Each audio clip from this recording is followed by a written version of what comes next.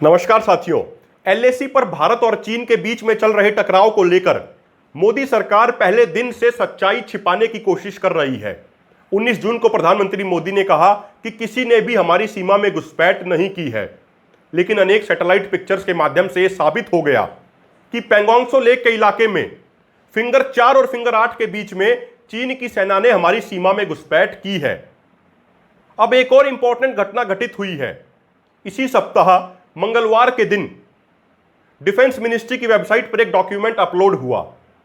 उस डॉक्यूमेंट में सरकार ने पहली बार यह ऑफिशियली स्वीकारा कि एलएसी पर कुगरांग नाला, गोगरा पॉइंट और पैंगोंग त्सो लेक के इलाकों में चीन की सेना ने हमारी सीमा में घुसपैठ की है।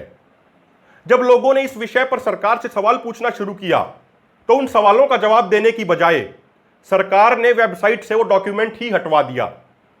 अब जब उस डॉक्यूमेंट को खोलने की कोशिश की जा रही है तो वहां पर लिखा आता है नो पेज फाउंड। एक अन्य महत्वपूर्ण बात समझने की यह भी है कि काफी लंबे समय से अनेक जिम्मेदार पत्रकारों ने यह रिपोर्टिंग की है कि इस टकराव को खत्म करने के लिए भारत और चीन के बीच में मिलिट्री लेवल पर कमांडरों के बीच में 5 राउंड की बातचीत हुई है, लेकिन उनका कोई नतीजा नहीं निकला है। अगर बात की जाए पैंगोंग त्सो लेक के इलाके की, तो यहां पर चीन ने पीछे हटने से मना कर दिया है। अगर बात की जाए डेप्सांग प्लेन दौलत बेग ओल्डी सेक्टर की, तो यहां पर हमारी सेना पेट्रोलिंग पॉइंट 10, 11, 12, 13 तक पेट्रोलिंग नहीं कर पा रही है।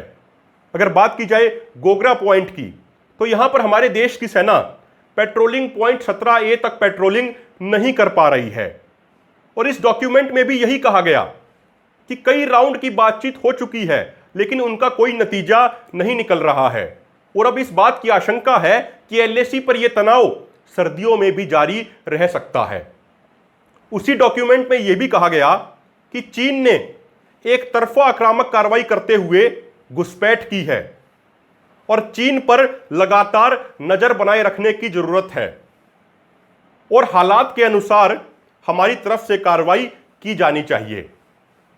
साथियों, अब समझने की बात यह है कि पिछले 6 सालों से हमारे देश की अधिकतर मीडिया फर्जी राष्ट्रवाद की बात कर रही है। अब जब असली राष्ट्रवाद दिखाने का समय आया है तो उस समय राष्ट्रवाद दिखाने की बजाय हमारे देश की अधिकतर मीडिया मोदी की 56 इंच की छाती की इमेज बचाने में लगी हुई है।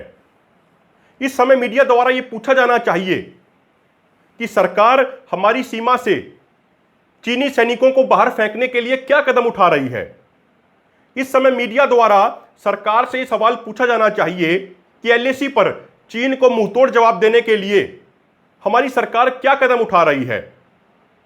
लेकिन मोदी सरकार से यह सवाल पूछने की बजाय मीडिया मोदी भक्ति में लगी हुई है, क्योंकि इस मीडिया को वही कॉरपोरेट लोग पैसा देते हैं जिन कॉरपोरेट लोगों की मदद बीजेपी करती है, और वही कॉरपोरेट लोग उसके बदले में बीजेपी की मदद करते हैं। साथियों, हमें यह भी समझना चाहिए कि हम सब के लिए हमारा देश सर्वोपरि है। इस धरती पर हजारों लाखों लोग अब तक आए हैं, हजारों लाखों लोग चले गए, लेकिन हमारा देश हमेशा रहेगा। इसीलिए हम सब के लिए हमारे देश के हित सबसे अधिक सर्वोपरि हैं। और हमें यह भी समझना चाहिए कि इस समय असली देशभक्ति यह है कि हम सब सरकार से यह सवाल पूछें कि सरकार हमारी सीमा से चीनी सैनिकों को बाहर फेंकने के लिए क्या कदम उठा रही है। यह सवाल पूछना ही असली देशभक्ति है। तो साथियों, आज हमने आपको बताया कि किस तरीके से सरकार ने डिफेंस मिनिस्ट्री की वेबसाइट से वो डॉक्यूमेंट ही हटवा दिया, जिस डॉक्यूमेंट में सरकार ने यह ऑफिशियली स्वीकार किया कि एलएसी पर कुगरांग नाला, गोगरा पॉइंट और पैंगोंग त्सो लेक के इलाकों में चीन की सेना ने हमारी सीमा में घुसपैठ की है। साथियों, अगर आपको हमारी ये वीडियो अच्छी लगे तो वीडियो को शेयर जरूर कीजिएगा, चैनल को सब्सक्राइब जरूर कीजिएगा।